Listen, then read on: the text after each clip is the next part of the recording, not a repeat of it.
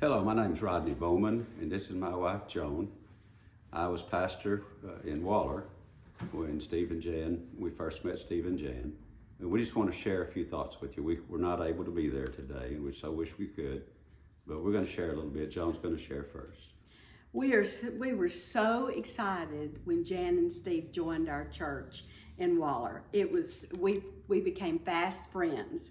We played and we prayed together, and our friendship grew and became extremely tight. And so I want to tell you a funny story about Jann. We had game night at Waller Baptist, and so one Saturday a month, and we introduced her to a game called Nerds, and this is a card game. Jann had the hardest time with that. She laughed and laughed because she had been taught not to play cards in church, in a Baptist church, and she said her mother would probably just die. And so that was one funny thing that I remember about Jann. We loved her so much. We prayed for Stephen. We prayed when Stephen was born. And our Sunday school class gave him a shower, but it was after the fact because he came early. And Jann was so excited, as well as Steve, of course, but so excited to have baby Stephen. And then we prayed for several years for baby 2. And then one day we got the call. Jann and Stephen had already moved to South Carolina, and we got the call that Kara was here. And so everybody was so excited. We were praising God with you guys.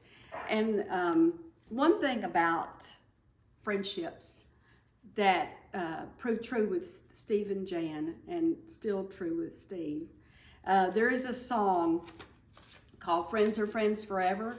Now that may not play out with everyone, but it really did it did and has with Jann and Steve. You know, no matter where we were, no matter how many miles we were apart,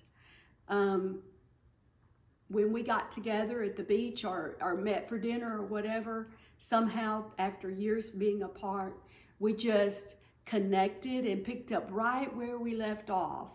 And so that was because our friendship was so embedded in love and the love of Jesus Christ. Kara and Stephen, the one thing I can tell you is I know a little bit how you feel because my mom passed away when I was 34. And Steve, I don't know if you and Jann were at Waller then, but it was very early in our ministry there. And she was my best friend. So Kara and Steve, my heart goes out to you because I know how I felt. I'm sure each one of our experiences are different, but I'm just praying extra hard for you because of my experience. God will get you through. The one thing I wanted to leave with you is there are no words that can really make you feel better today. Just know that love helps. Love of God, love of friends, and love of family. And one suggestion maybe that might help is, and I know you'll do this, is talk about Jann all the time. It'll make you have a puddle of tears from time, every time you do it, but she deserves that, and you deserve to get to share memories of her. We love you so much. We love all of you. We loved her, and we're just really sad that we cannot be there, but our hearts and our spirit are with you today and in the next days ahead. I can tell you how much our friendship meant to me and how much friendship we had when I graduated from Luther Rice Seminary in Jacksonville, Florida. Who shows up at my graduation? Steve and Jann.